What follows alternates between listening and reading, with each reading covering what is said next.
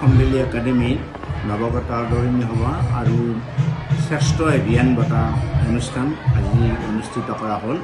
এই অনুষ্ঠানটো আচলতে প্ৰতিবাৰে আমাৰ অতি জাকজমকীয়াকৈ তিনিদিনীয়াকৈ কৰা হয়। এইবাৰো আমি অক্টোবৰ মাহত এইটো কৰিছিলোঁ, কিন্তু আমাৰ অসমীয়া জাতিৰ কাৰণে বৰ দুৰ্ভাগ্যৰ কথা যে আমাৰ জনকণ্ঠক জুবিন গাৰ্গদেৱ যি পৰলোকগামী হ'ল, এই ঘটনাটোৱে আমাকো বৰ দূষিত কৰিলে আৰু আমি এই অনুষ্ঠানটো অক্টোবৰত বন্ধ কৰি দিলোঁ। আৰু এতিয়া সম্প্ৰতি আমি এদিনীয়াকৈ কেৱল কাৰণ আমি বঁটাটো দিব লাগে, সেইটো কাৰণতে আমি অনুষ্ঠানটো পাতিছোঁ। আৰু তাৰ কাৰণে আমি বঁটাটো দিয়াৰ কাৰণে আমাৰ শৰাইঘাট কলেজৰ অধ্যক্ষ বিশিষ্ট সংস্কৃত পণ্ডিত ডক্টৰ মণি শৰ্মা শাস্ত্ৰীদেৱক নিমন্ত্ৰণ কৰিছিলোঁ।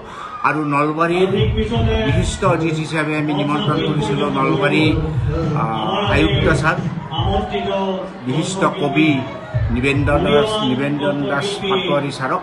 তেখেতসকল দুয়োগৰাকী উপস্থিত হৈ এই বঁটাটো আমাৰ ৰিচা কাশ্যপ নামৰ যিগৰাকী ছাত্ৰী, তাইক যোৱা বছৰ 95% পাই আমাক গৰ্বিত কৰিছে, তাইক এই পুৰস্কাৰটো দিছে। আৰু তেখেতসকল দুয়োগৰাকীয়ে আমাৰ ছাত্ৰ ছাত্ৰীসকলৰ উদ্দেশ্যে সাৰুৱা ভাষণ দি আমাক কেনেকৈ আগবাঢ়ি যাব লাগে এই ধৰণে পৰামৰ্শ দিয়ে ছাত্ৰসকলক। আমি বৰ আনন্দিত হৈছোঁ আৰু ছাত্ৰ ছাত্ৰীসকলে সীমিতৰ মাজতে আনন্দ উপভোগ কৰিছে।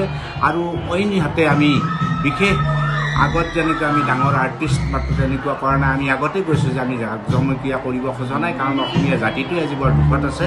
গতিকে আমি আমাৰ বিশেষকৈ আমাৰ প্ৰাক্তন ছাত্ৰ ছাত্ৰী কিছুমানক আমি মাতিছোঁ, তেওঁলোক শিল্পী গান গায়, তেওঁলোকৰ দ্বাৰা এই অনুষ্ঠান আমি পাতিম।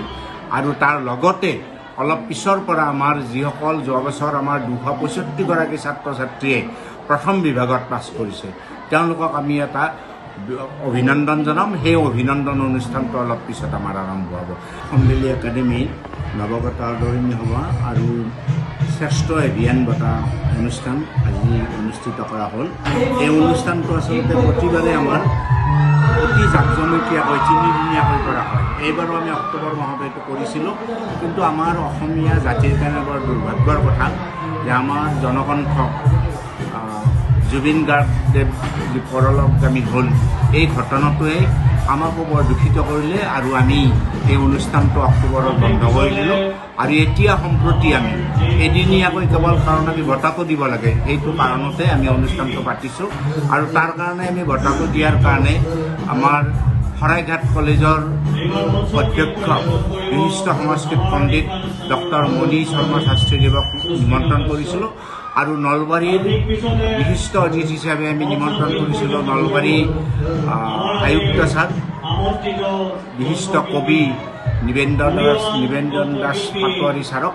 তেখেতসকল দুয়োগৰাকী উপস্থিত হৈ এই বঁটাটো আমাৰ ৰিচা কাশ্যপ নামৰ যিগৰাকী ছাত্ৰী, তাইক যোৱা বছৰ 95% পাই আমাক গৰ্বিত কৰিছে, তাইক এই পুৰস্কাৰটো দিছে। আৰু তেখেতসকল দুয়োগৰাকীয়ে আমাৰ ছাত্ৰ ছাত্ৰীসকলৰ উদ্দেশ্যে সাৰুৱা ভাষণ দি আমাক কেনেকৈ আগবাঢ়ি যাব লাগে এই ধৰণে পৰামৰ্শ দিয়ে ছাত্ৰসকলক। আমি বৰ আনন্দিত হৈছোঁ আৰু ছাত্ৰ ছাত্ৰীসকলে সীমিতৰ মাজতে আনন্দ উপভোগ কৰিছে। আৰু অইনহাতে আমি বিশেষ আগত যেনেকৈ আমি ডাঙৰ আৰ্টিষ্ট মাত্ৰ তেনেকুৱা কৰা নাই। আমি আগতে কৈছোঁ যে আমি জাকজমকীয়া কৰিব খোজা নাই, কাৰণ অসমীয়া জাতিটোৱে আজি বৰ দুখত আছে। গতিকে আমি আমাৰ বিশেষকৈ আমাৰ প্ৰাক্তন ছাত্ৰ ছাত্ৰী কিছুমানক আমি মাতিছোঁ, তেওঁলোক শিল্পী গান গায়, তেওঁলোকৰ দ্বাৰা এই অনুষ্ঠান আমি পাতিম। আৰু তাৰ লগতে অলপ পিছৰ পৰা আমাৰ যিসকল যোৱা বছৰ আমাৰ 265গৰাকী ছাত্ৰ ছাত্ৰীয়ে প্ৰথম বিভাগত পাছ কৰিছে, তেওঁলোকক আমি এটা অভিনন্দন জনাম। সেই অভিনন্দন অনুষ্ঠানটো অলপ পিছত আমাৰ আৰম্ভ হ'ব। যিকোনো খবৰৰ বাবে যোগাযোগ কৰক 7099017330 লগতে 7099017110 নম্বৰত।